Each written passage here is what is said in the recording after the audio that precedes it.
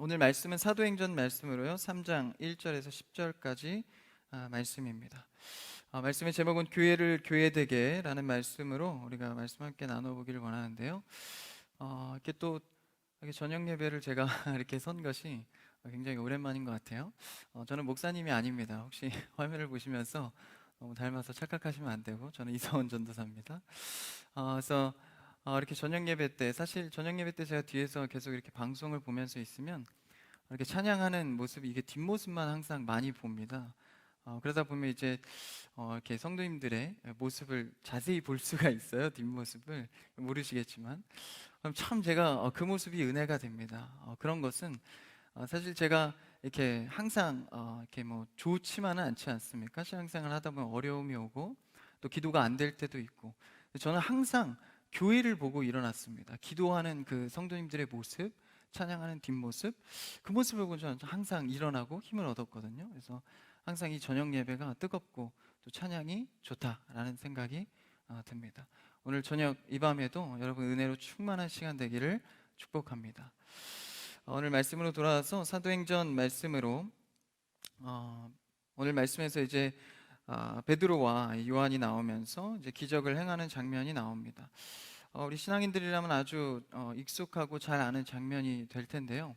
오늘의 말씀의 제목처럼 이 교회를 교회되게, 진정한 교회의 모습에 대해서 이 짧은 사건의 말씀에서 그것을 담아내고 있습니다. 교회의 역할이 무엇인가? 교회는 어떤 일을 행해야 하는가? 흔히 우리가 신앙인으로서 이 교회에서 신앙생활을 하다 보면 교회 다니는 사람으로서 이렇게 이렇게 해야 돼, 전도도 해야 되고 예배도 드려야 해라는 이미지를 갖게 됩니다. 그런데 실제적으로 교회가 교회됨에 있어서 중점적으로 반드시 해야 될 일이 있다라는 것이죠. 그러한 말씀이 오늘 말씀에서 크게 네 가지로 나눠집니다. 첫 번째는 예배가 되겠고요. 그 다음 기도입니다.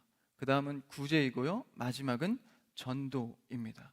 우리가 흔히 아는 이런 단어들 속에서 교회가 교회되게 하는 이 네 가지의 모습을 반드시 회복하셔서 우리의 삶의 가정이든지 어느 곳에서든지 이런 교회가 교회되는 현장이 되기를 축복합니다. 이 교회가 사실 우리 교회도요 26년 동안 오면서 저는 그 현장마다 사실 어릴 때부터 다 보아왔습니다. 이 교회가, 한 교회가 성장하는 모습을 보면 참으로 신비합니다.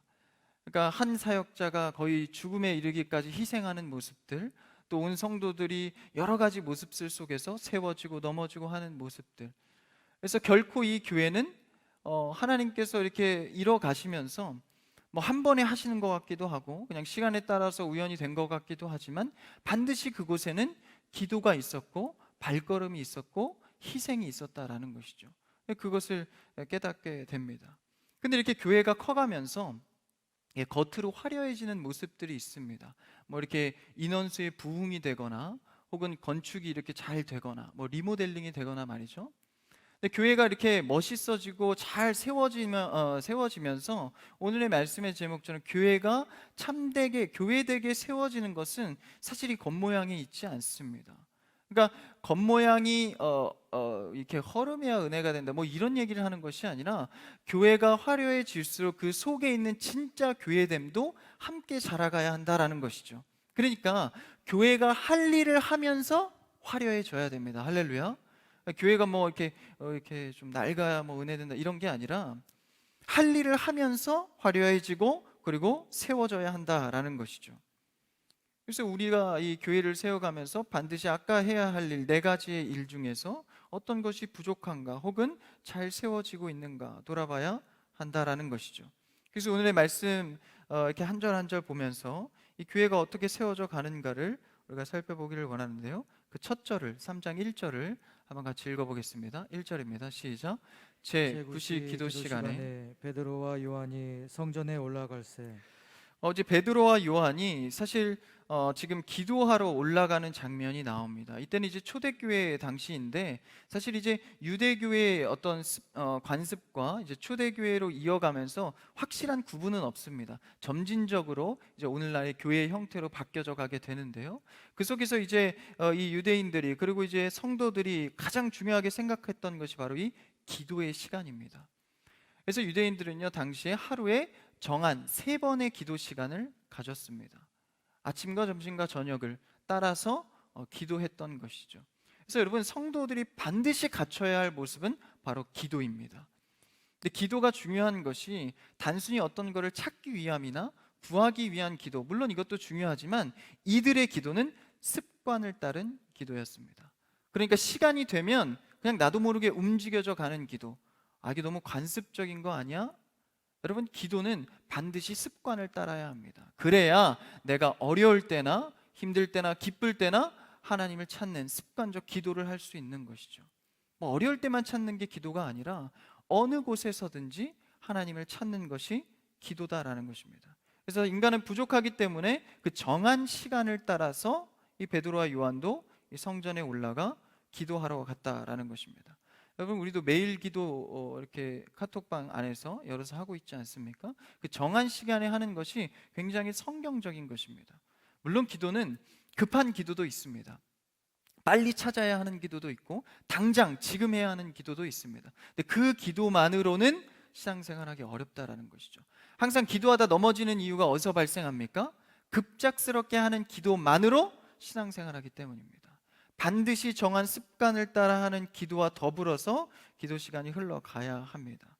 그래서 이 3번의 기도 시간을 지켰던 것이죠. 그래서 이 베드로와 요한도 이 경건 생활을 준수하기 위해서 그 성전에 올라가게 됩니다. 근데 여기서 중요한 장면이요, 몇 명의 사람이 올라가죠. 지금 베드로와 요한 2명이 올라갑니다. 명확하게 2명으로 명시해서 갔다라고 말하는 것은 이때 당시에 성경에서 쓰여질 때의 증인의 법이 굉장히 중요합니다. 당시의 증인의 법은요, 반드시 2명 이상이 있어야 합니다. 어떤 사건이 일어나거나 누가 어떤 말을 증명해 줄 때는 반드시 2사람 이상이 있어야 한다라는 것이죠. 여기서 베드로와 요한을 명확히 2명 이상으로 명시했다는 것은 이 이후에 반드시 정확하고 분명하게 중요한 일이 일어난다는 것을 알리고 있습니다. 중대한 사건이라는 것을 틀림없이 밝히고 있는 것이죠. 예수님도 말씀하실 때 누구를 증언대로 세우시죠? 하늘의 아버지, 나의 아버지가 내 증언이 되신다. 그러니까 그렇게 하나님 아버지를 증인으로 둘러세워서 말씀하시는 모습을 볼 수 있는데 그와 비슷합니다. 중대한 일이라는 것이죠. 그럼 그 중대한 일이 어떤 일이 벌어지는가? 2절부터 이제 본격적으로 이야기가 시작됩니다. 2절을 한번 같이 읽어볼까요? 2절입니다. 시작. 나면서 못 걷게 된 이를 사람들이 메고 오니 이는 성전에 들어가는 사람들에게 구걸하기 위하여 날마다 미문이라는 성전문에 두는 자라. 이렇게 뒤에서 읽어주니까 아주 좋아요. 물 마실 시간을 법니다.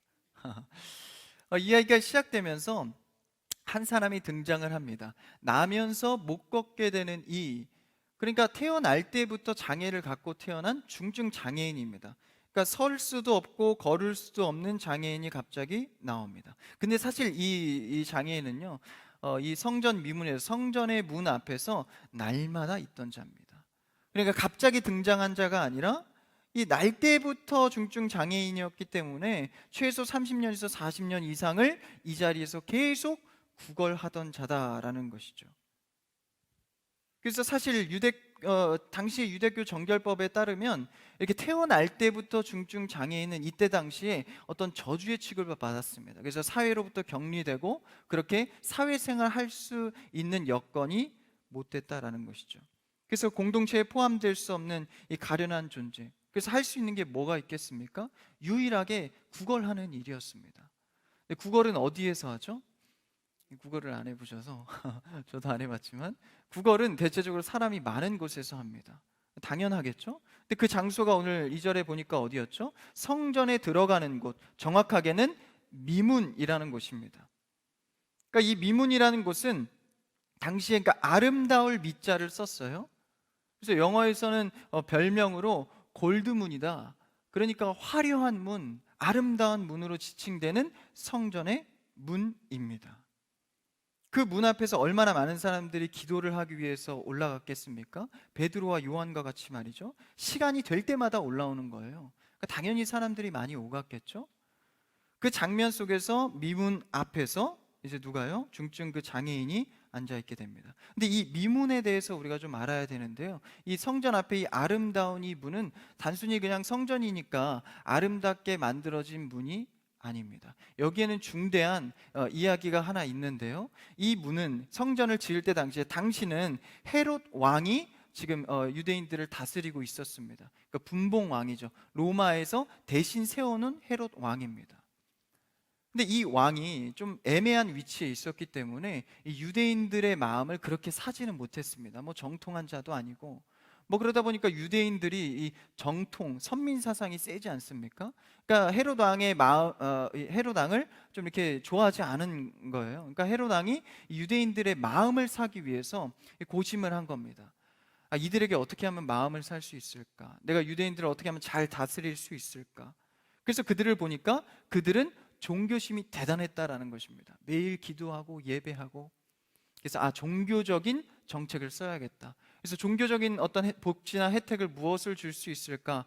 이들이 환장하고 좋아하는 성전을 꾸며줘야겠다. 그래서 세금을 걷어들이고 헌금을 걷어들여서 성전을 화려하게 지어주기 시작합니다. 그러면서 그 미문, 아름다운 문, 그러니까 표식이죠. 이거 봐라, 얼마나 내가 성전을 멋지게 지어줬냐. 대단한 건물들 가면 벌써 어디부터 다르죠? 문부터 다르지 않습니까? 그래서 그런 아름다운 문을 마음을 사려고 지어줬다라는 것입니다. 그러니까 어떤 정치적 계산 속에서 이 문을 만들어 준 것이죠. 그래서 이 정치적인 계산이 들어있는 문이 바로 이 미문입니다. 사실 이 지금 성전은 그렇게 완공되지도 않은 상태입니다. 그러니까 이 성전의 자부심을 갖고 이들은 이 화려한 문을 바라볼 때, 그렇죠? 그러니까 교회가 교회됨에 따라서 커진 것이 아니라 정치적 목적에 따라서 교회가 크기만 커졌다라는 거예요. 여러분, 오늘날에도 이런 교회들이 생겨납니다. 돈은 있고 사람들은 와서 계속 크기는 커지는데 교회가 교회되는 역할은 하지 못하는 경우를 봅니다. 그게 어떻게 볼 수 있죠? 바로 오늘 미문 앞에 있는 장애인을 보고 알 수 있습니다.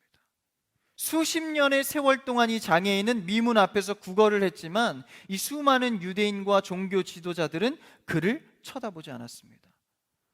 야, 우리는 이 큰 미문을 봐라, 여기를 드나드는 자들이야. 나는 종교심이 대단해. 자신의 경건 생활에 취해서 바로 앞에 있는 수십 년 동안 구걸하는 장애인을 바라보지 못했다라는 것입니다.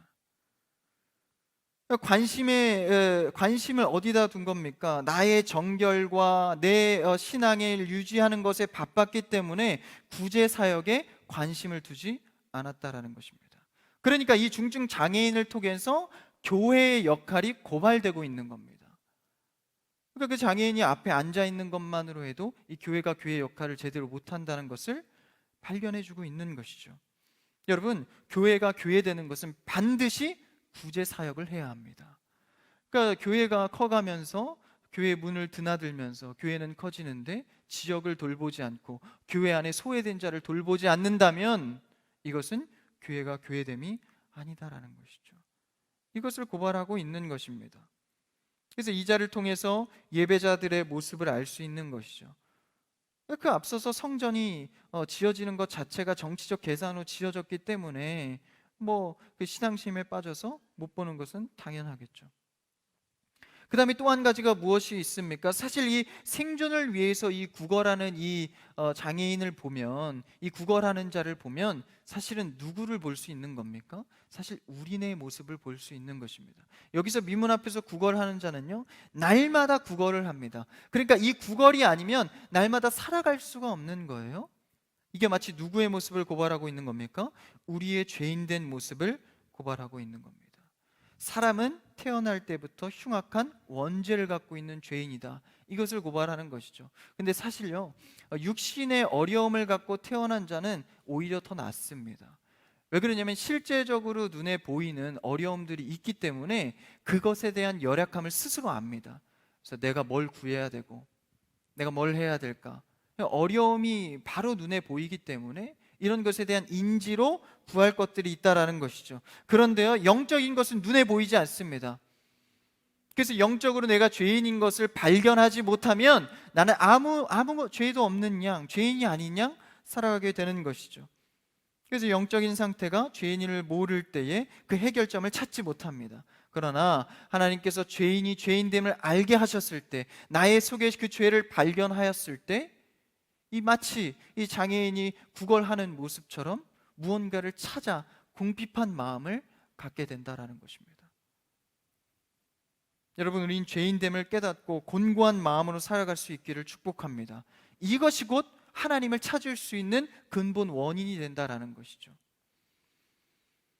그래서 사람은 스스로 일어날 수도 없고 걸을 수도 없기 때문에 비참한 자신을 봐야만이 내가 무엇을 해야 하는지 찾아가게 되어 있습니다. 그래서 인간이 해볼 노력이라 봐야 뭐가 있습니까? 죽음이 다가오는 시간을 기다리면서 생명을 좀 더 연장하려고 애쓰는 것 뿐이지 않겠습니까? 인간이 영적인 죄성을 발견하지 않으면 우리가 하나님께 구원받은 것에 대해서, 구원받을 것에서 찾지 않는다라는 것이죠.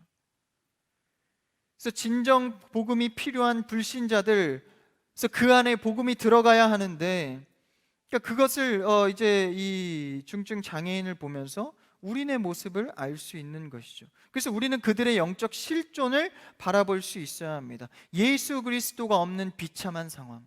여러분, 우리 안에는 나의 예수 그리스도가 없으므로 비참한 상황 가운데 주님께서 나의 마음에 와주셔서 이제는 우리는 그 비참한 상황에서 벗어나게 되는 것이죠. 그러니까 자신을 파악 못하고 이 땅에 몸부림치며 사는 모습들, 복음이 없는 자들의 마음을 보면서 우리는 긍휼히 여길 수 있어야 합니다. 그들을 보면서 그리스도의 복음, 그러니까 그들이 필요한 것은 사실 복음이 아니에요. 왜요? 자신의 죄를 발견하지 않았으니까. 나는 지금 당장 필요한 게 뭐라는 거예요? 이 구걸하는 저처럼 돈이 필요하다는 겁니다.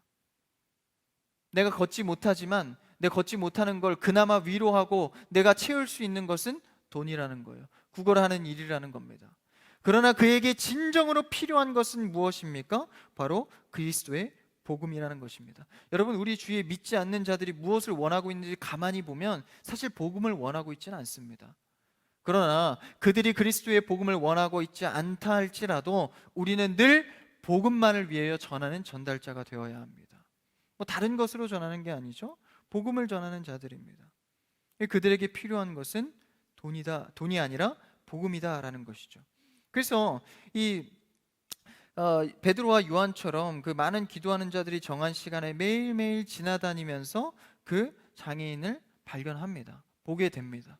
근데 그냥 지나치게 되는 것이죠. 그러니까 그에게 필요한 복음의 눈을 보지 못하는 것입니다. 근데 오늘 말씀에서는 왠지 모르게 오늘 그를 불러주는 자가 있었습니다. 한번 3절의 말씀, 그 다음 절을 한번 같이 읽어볼까요? 3절입니다. 시작. 그가 베드로와 요한이 성전에 들어가려 함을 보고 구걸하거늘. 이제 베드로와 요한도 성전에 들어가려고 이제 구걸을 하는 겁니다. 베드로와 요한에게.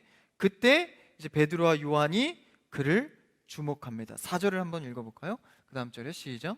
베드로가 요한과 더불어 주목하여 이르되 우리를 보라 하니. 4절에 보니까 베드로가 요한과 더불어서 어떻게 합니까? 누구를 주목하죠? 그 중증 장애인을 주목합니다. 바라봤다는 거예요. 수십 년 동안 많은 사람들이 기도하러 다니면서 그를 한 번도 쳐다보고 주목하지 않았는데 여기서 4절에서는 어떻게 하죠? 더불어 주목하게 됩니다. 이렇게 깜짝 놀란 거예요. 이 중증 장애인도 늘 그냥 뭐 돈이나 던져주거나 그냥 흘끼들끼 쳐다봤을 뿐인데 오늘 4절에 보니까 베드로와 요한은 어떻습니까? 주목하여 봤다라는 것입니다. 여러분, 우리는 신앙생활하면서 교회를 교회되게 하는 것은 정말 소외되고 구제해야 될 자를 주목해 보는 것입니다. 주목한다는 건 뭐예요? 그가 뭘 필요로 하는지를 보는 겁니다. 근데 좀 불쌍한 자들이나 소외된 자, 구제해야 될 자를 우리는 사실 어떻게 봅니까? 불쌍하게만 봅니다. 아유, 혀를 차면서 아유, 좀 도와줘야겠다. 여러분, 지금 여기서 말하는 주목과 구제는요, 단순히 그냥 내가 저 사람보다 나으니까 주고자, 동전을 던져주고자 이런 마음이 아닙니다. 그게 아니라 주목하여서 그가 진짜 원하는 것이 그에게 진짜 필요한 것이 무엇인가 주목하는 것이죠. 여러분, 우리 구제해야 될 영혼을 주목하여 바라보는 여러분 되길 축복합니다. 자세히 보는 겁니다. 우리도요, 신앙생활하면서 서로 성도들끼리요 자세히 볼 수 있는 여러분 되기를 축복합니다. 사실 겉으로만 보면요 다 그냥 좋습니다. 사랑하며 별일 없으시죠? 여러분, 그것이 구제고 교제는 아닙니다. 구체적으로 봐야 하는 것이죠. 그래서 제가 이번 여름 시즌 때 하고자 하는 사역이 있습니다. 바로 청년과 영혼들을 한 명 한 명 자세히 보는 것입니다. 이 얼굴을 자세히 보는 게 아니라요, 그들의 사정을 보는 겁니다. 주목하고 싶은 것이죠. 근데 그들이, 베드로와 요한이 전에는 그럼 안 그랬을까? 갑자기 왜 그를 주목하여 봤을까? 다 이유가 있습니다. 3장 전에는, 오늘 말씀 3장 전에는 어떤 내용이 나오죠? 2장이 나옵니다. 3장 전에는 바로 전절에 보면은 믿는 사람들이 모든 물건을 통용하는 뭐죠? 성령을 받고 신비한 일들이 일어나는 장면이 나옵니다. 그러니까 베드로와 요한이 바로 직전에 뭐 했습니까? 성령을 받았다는 거예요. 그러니까 전에는 이 사람을 봤을진 몰라도 주목하지 않았다는 겁니다. 성령을 받으니까 그를 주목하게 됐다는 것입니다. 여러분, 사람은 늘 이 죄 가운데 있기 때문에 조금만 이 잘 되게 되면 나보다 낮은 자를 찾게 되어 있습니다. 그래서 낮게 보고 그냥 불쌍하게만 여기고, 성령이 들어오면요 주목하여 보게 됩니다. 정직하게 보게 됩니다. 그래서 그가 그를 주목하여 볼 수 있는 이유는 성령 충만함으로 지금 바로 3장으로 넘어왔기 때문입니다. 그래서 그의 비참한 상황을 주목하여서 보게 되는 것이죠. 그러면서 구원하는 자에게 뭐라고 말합니까? 4절에 보니까요, 더불어 주목하여 이르되 우리를 보라 말합니다. 그러니까 자신들을 바라보라는 거예요. 이 사도들을 바라본 장애인은 사실 부정하다고 취급하던 자신에게 이 주목하라고, 자신을 바라보라고 한 것에 놀랐을 것입니다. 그러니까 이 사도들의 이 말은 단순한 관심이 아닌 영적인 관심임을 볼 수 있습니다. 나를 봐라, 내가 너를 주목한다. 성령을 통해 보여지게 되는 것을 보게 되는 것이죠. 그래서 영적인 것에 관심을 두어서 구제하기 시작합니다. 그러면서 뭐라고 합니까? 아주 중요한 말씀이 나오는데요, 5절과 6절을 한번 같이 읽어볼까요? 5절이요, 시작. 그가 그들에게서 무엇을 얻을까 하여 바라보거늘. 6절이요, 베드로가 이르되 은과 금은 내게 없거니와 나사렛 예수 그리스도의 이름으로 일어나 걸으라 하고. 6절에 아주 주목할 말씀이죠. 그러니까 베드로가 뭐라고 말합니까? 그러니까 성령을 받고 필요에 따라 그들이 뭐예요? 그 전에 어떤 일들이 일어났죠? 자신들의 필요가 아니라 남들의 필요를 따라서 막 물건을 통용하고 다 헌금을 다 갖다 사도 발 앞에 내리고 다 이렇게 통용하고 나눴다라는 거예요. 실제 베드로가 은과 금, 돈이 없어서 은과 금이 내게 없다라고 하는 게 아니라 우리는 성령에 의하니까 더 이상 은과 금이 내 것이 아니더라, 내게 없다라는 겁니다. 이것을 깨달은 겁니다. 은과 금이 내 것이 아니었구나, 이것은 서로를 통용하고 하나님께서 나에게 맡기신 것임을 깨닫게 되는 거예요. 그래서 내게는 은과 금이 없다, 내게 은과 금이 중요한 것이 아니다, 너에게도 이것을 주기 원한다. 은과 금 주기 원하는 게 아니라 그게 뭐죠? 은과 금은 내게 없느니 뭐라고 합니까? 이것을 내게 주노니 나사렛 예수 그리스도의 이름으로 일어나 걸으라. 그러니까 여기서 주목할 단어는 무엇입니까? 바로 예수 그리스도의 이름으로 일어나 걸으라입니다. 그러니까 여기서 중증 장애인은요, 뭘로 살기를 원했어요? 내가 다리도 잘 못 걷고 일어나지도 못하니까 그나마 위로할 수 있는 게 은과 금을 구걸하는 것이었습니다. 근데 그것이 아니라 베드로가 뭘 가르쳐 주죠? 예수 그리스도의 이름으로 일어나 걸으라라는 것입니다. 그러니까 여기서 일어나 걸으라가 중요한 게 아니라 예수 그리스도의 이름으로 살아가는 것을 말하고 있습니다. 그러니까 이제 베드로와 요한은 성령의 어떤 능력의 필요를 따라 나누어 주고, 우리의 관심은 은과 금이 아닌 것을 알게 되고, 그래서 예수 그리스도로 인하여서 우리의 한계를 넘어서 더 큰 것을 발견하게 된 것이죠. 그러니까 교회는요, 반드시 예수 그리스도의 이름으로 사역해야 합니다. 그러니까 우리가 봉사할 때도, 교제할 때도, 예배할 때도 반드시 그 안에는 예수 그리스도의 이름이 있어야 합니다. 내가 무언가를 신앙생활을 하다가도 예수 그리스도의 이름이 빛나지 않는 것 같아. 그러면 내려놔야 합니다. 그 일을 중단하더라도 예수 그리스도의 이름 안에서 해야 한다는 것이죠. 그래서요, 주님의 이름 안에서 하면 아무리 무거운 짐도 그리스도의 이름으로 말미암아 훨훨 날 수 있는 날개가 되는 겁니다. 아무리 짓누르는 무거운 무게도 가벼워지는 것이죠. 왜요? 예수 그리스도가 역사하기 때문입니다.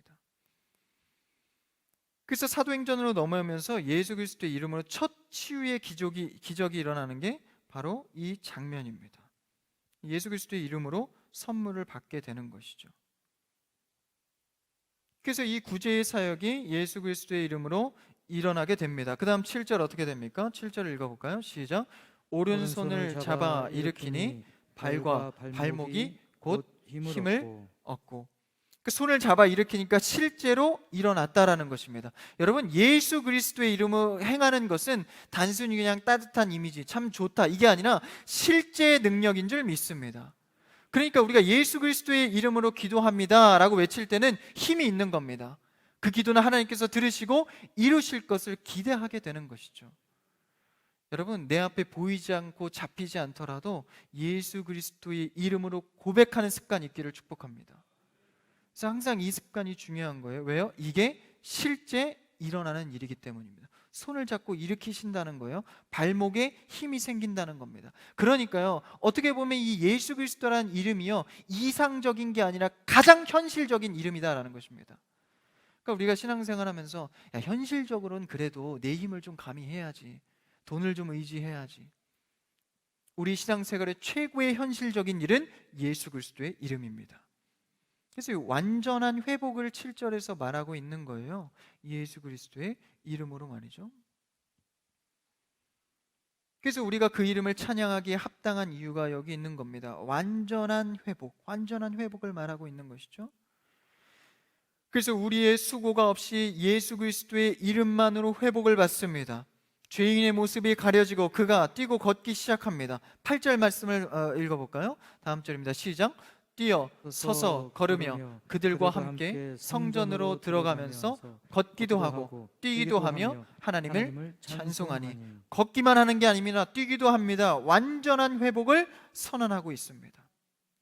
회복이 된 것이죠. 구제해서 회복이 된 겁니다. 그래서 구제해서 끝나는 게 아니라 이를 어디로 같이 끌고 가죠? 그들과 함께 성전으로 가게 됩니다. 그들과 함께 성전으로 갔다는 거예요. 여러분, 우리가 구제하고 봉사하고 남을 돕고 선행을 하고 도덕적인 선행을 하는 것들은 다 무엇으로 귀결돼야 합니까? 그들과 함께 예배하기 위함입니다. 그러니까 돕는 이유가 뭐예요? 그들과 함께 예배하기 위함입니다. 돕기만 하고 끝날 것이면 세상의 여타 봉사단체와 다를 것이 없습니다.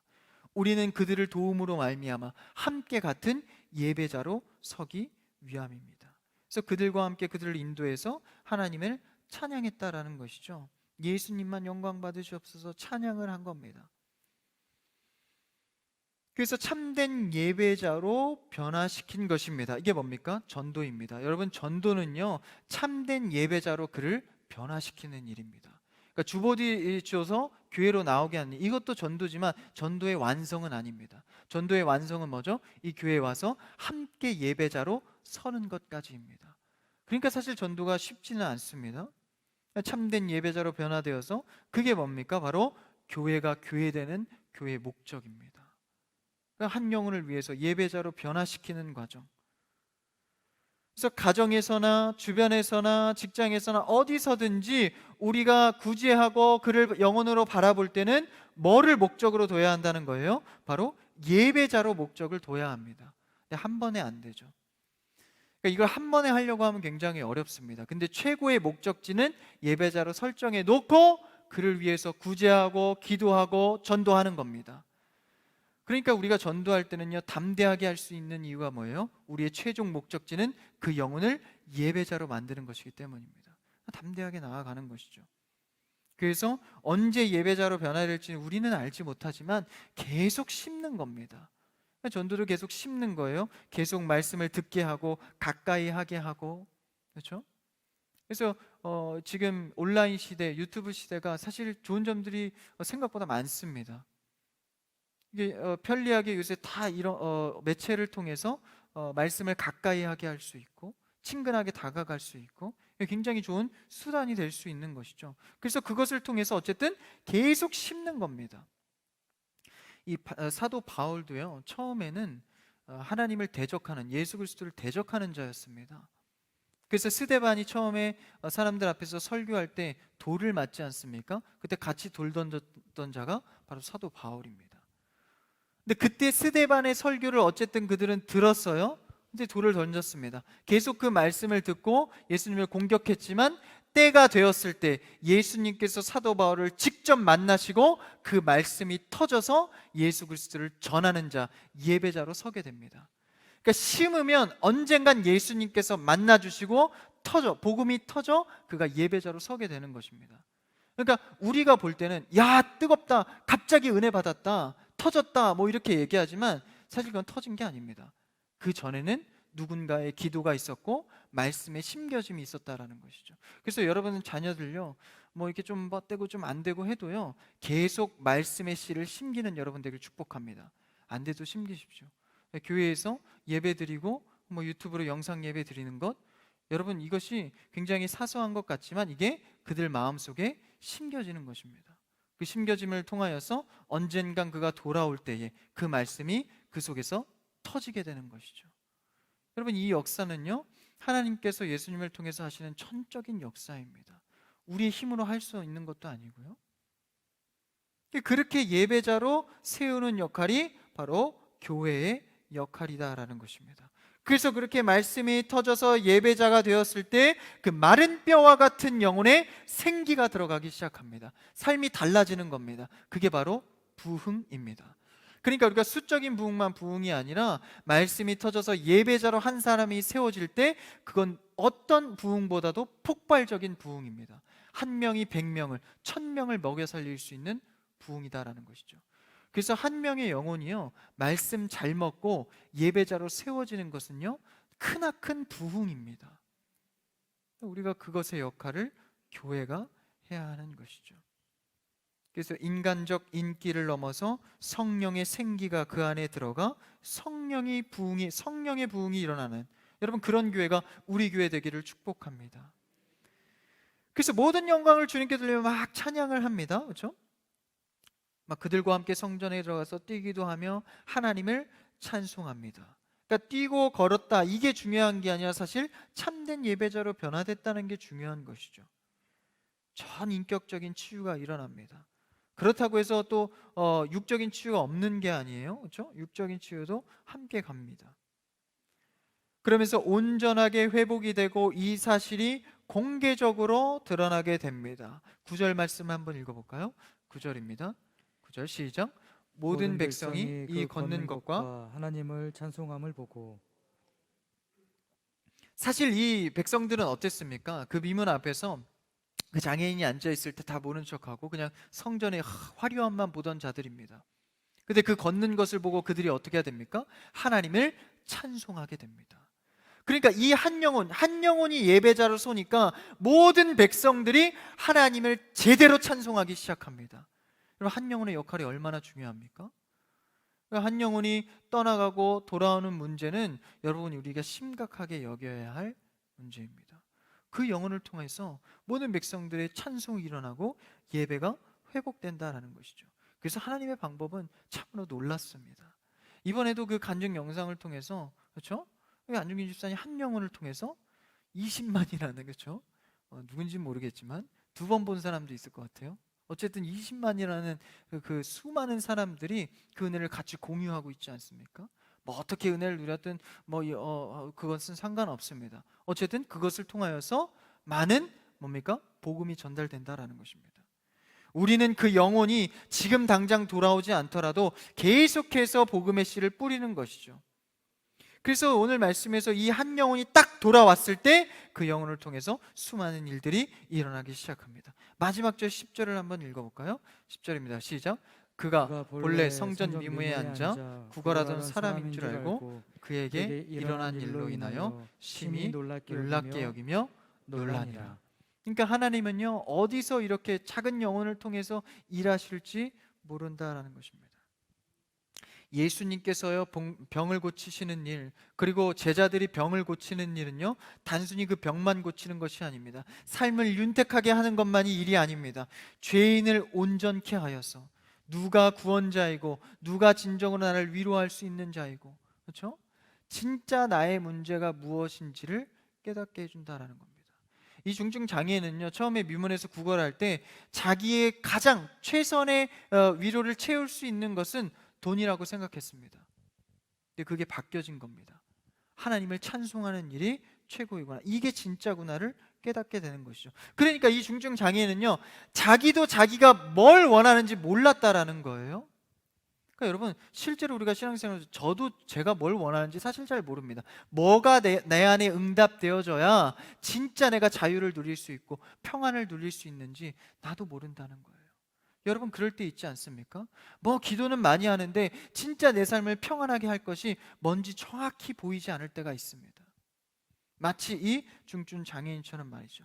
그래서 그나마 나를 채울 수 있는 것, 돈입니까? 관계입니까? 그것을 따라서 구걸하고 채워가기 시작합니다. 채워도 10년, 20년 채워도 채워지지 않는 것이죠. 그러나 어느 순간 예수 그리스도의 이름 하나로 그 영혼이 채워지기 시작합니다. 그래서 예수님이 어떤 분인지를 분명히 알려주는 역할을 누가 합니까? 교회가 한다라는 것입니다. 여러분, 우리는 예수님이 어떤 분이고 내가 만난 예수님이 누구시고 나에게 채워진 평안이 무엇인지를 알려줄 수 있는 여러분 되기를 축복합니다. 그럼 뭐가 있어야 합니까? 내 안에 예수님이 있어야 할 거 아닙니까? 내 안에 예수님이 없는데 누구에게 어떻게 전하겠습니까? 여러분, 날마다 예수님의 이름을 체험할 수 있는 여러분 되길 바랍니다. 그래서 그 이름을 갖고요 전하는 겁니다. 주어야 합니다. 그래서 예수님의 능력으로 영혼이 돌아오고 사람들이 하나님께 영광을 돌리고 예배하는 것입니다. 그래서 오늘 말씀에서 본 기도와 구제와 전도와 하나님께 영광 올리는 것, 이 모든 조건은 뭡니까? 예수 그리스도의 이름으로 출발하는 것입니다. 여러분, 앞일은 잘 모르고 미래는 알 수 없지만 우린 먼저 선포하고 시작하는 것입니다. 예수 그리스도의 이름으로 나는 이 일을 행하리라. 기도하는 일, 구제하는 일, 전도하는 일, 예배하는 일 말입니다. 그래서 우리에게 꼭 필요한 것, 예수 그리스도의 이름을 갖고 담대히 나아가는 것입니다.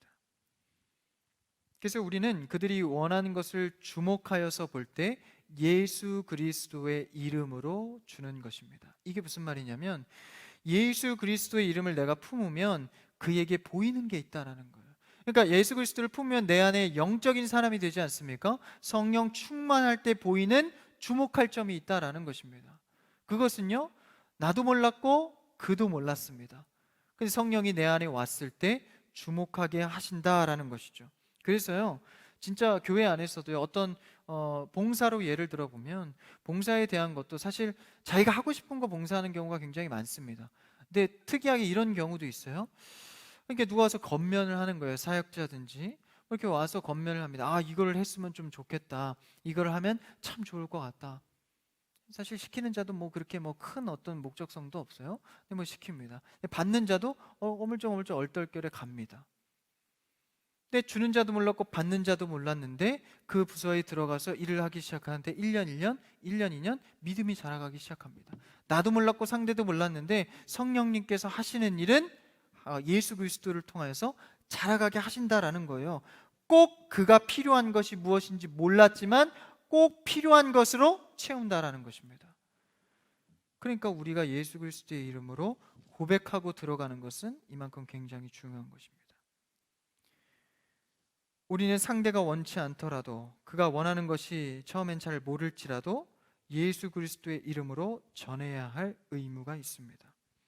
그래서 오늘 말씀의 제목처럼 말이죠, 교회를 교회되게 하는 것, 그것이 예수 그리스도의 통치로부터 시작하여서 성령 충만한 성도들이 되어서 기도와 구제와 전도와 예배하는 일이 온전히 주 안에서 교회가 교회되게 세워져야 한다라는 것입니다.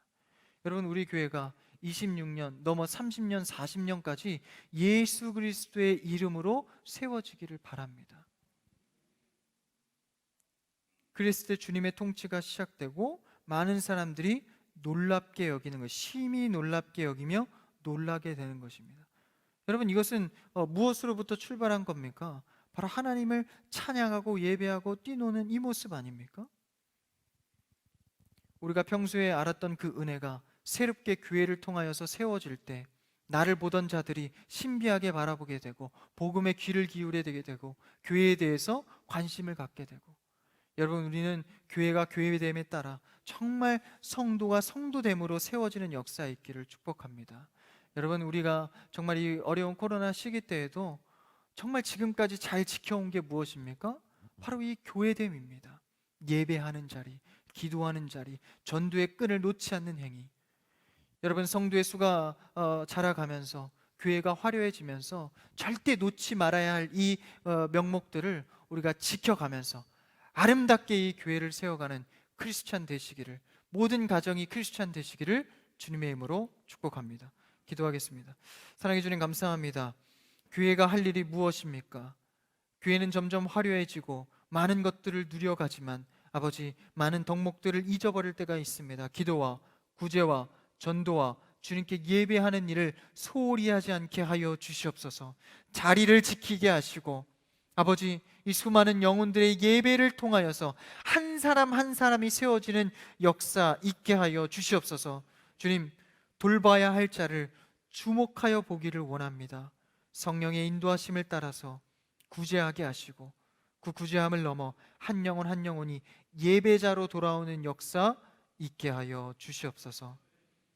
26년 창립 예배를 주님 감사하며 이 저녁 예배 때까지의 말씀의 은혜를 기억하여서 우리의 삶에 나가 수많은 곳에 교회가 세워지는, 가정의 교회가, 직장의 교회가, 사업장의 교회가 세워지는 역사 있게 하여 주시옵소서. 거룩하신 예수님의 이름으로 기도합니다. 아멘. 하늘에 계신 우리 아버지여, 이름이 거룩히 여김을 받으시오며 나라의 임하옵시오며 뜻이 하늘에서 이루어진 것 같이 땅에서도 이루어지다. 오늘날 우리에게 일용할 양식을 주옵시고 우리가 우리에게 죄 지은 자를 사하여 준 것 같이 우리 죄를 사하여 주옵시고 우리를 시험에 들지 말게 하옵시며 다만 악에서 구하옵소서. 대개 나라와 권세와 영광이 아버지께 영원히 있사옵나이다. 아멘. 순서를 빼먹었습니다. 헌금을 위해서 기도하겠습니다. 좋으신 주님, 감사합니다. 귀한 예물 주님 앞에 드립니다. 예물 받아주시고 하늘 위에 쌓아주시사 하늘의 뜻대로 사용되어지는 귀한 예물 되게 하여 주시옵소서. 교회를 교회되게 사용하여 주시고 이 예물 사용되어질 때 구제되고 기도와 전도와 예배가 이루어지는 예물 되게 하여 주시옵소서.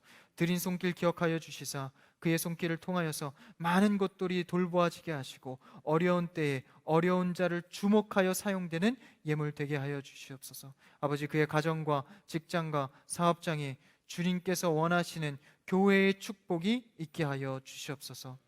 예물 주님께 드리며 예수님의 이름으로 기도합니다. 아멘.